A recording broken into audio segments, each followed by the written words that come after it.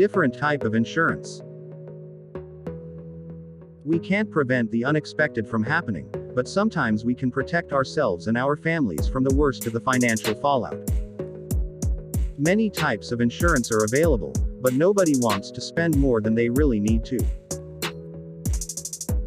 Selecting the right type and amount of insurance must always be based on your specific situation. Factors such as children, age, lifestyle, and employment benefits play a role. Nevertheless, there are 4 types of insurance that most financial experts recommend everybody have: life, health, auto, and long-term disability. Life insurance provides for your family if you unexpectedly die.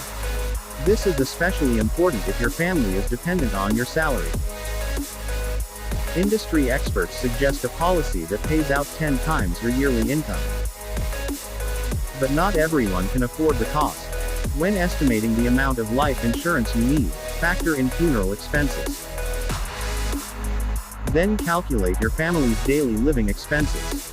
These may include mortgage payments, outstanding loans, credit card debt, taxes, child care, and future college costs. Don't forget to consider any other sources of family income. According to a 2021 study by LIMRA, formerly known as the Life Insurance and Market Research Association, more than half of U.S. households rely on dual incomes. The study also found that a quarter of families would experience financial hardship within 1 month of a wage earner's death. The 2 basic types of life insurance are traditional whole life and term life. Whole life can be used as an income tool as well as an insurance instrument. As long as you continue to pay the monthly premiums, your whole life policy covers you until you die. Factors to consider include your age, occupation, and number of dependent children. Term life covers you for a set amount of time. There are other considerable differences between the 2 types of insurance, so you may want to seek the advice of a financial expert before you decide which is best for you. Health insurance. Only about 9.2% of the American population had no health insurance coverage in 2021, the Centers for Disease Control, CDC, reports in its National Center for Health Statistics.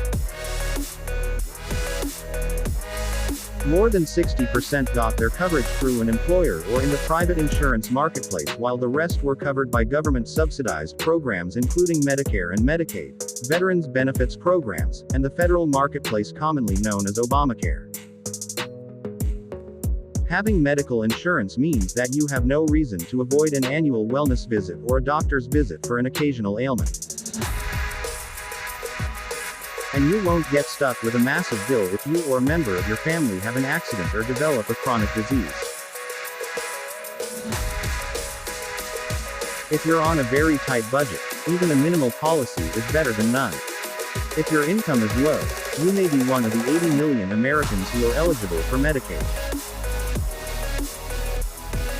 If your income is moderate but doesn't stretch to insurance coverage, you may be eligible for subsidized coverage under the Federal Affordable Care Act.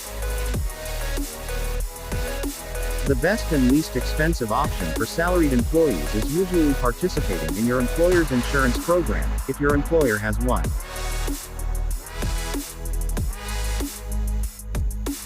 The average annual premium cost to the employee in an employer-sponsored health care program was $7,739 for single coverage and $22,221 for a family plan in 2021, according to research published by the Kaiser Family Foundation.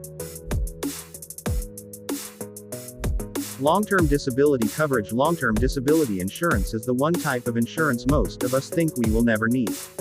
Yet, according to statistics from the Social Security Administration, 1 in 4 workers entering the workforce will become disabled and will be unable to work before they reach the age of retirement. Often, even workers who have great health insurance, a nice nest egg, and a good life insurance policy don't prepare for the day when they might not be able to work for a week.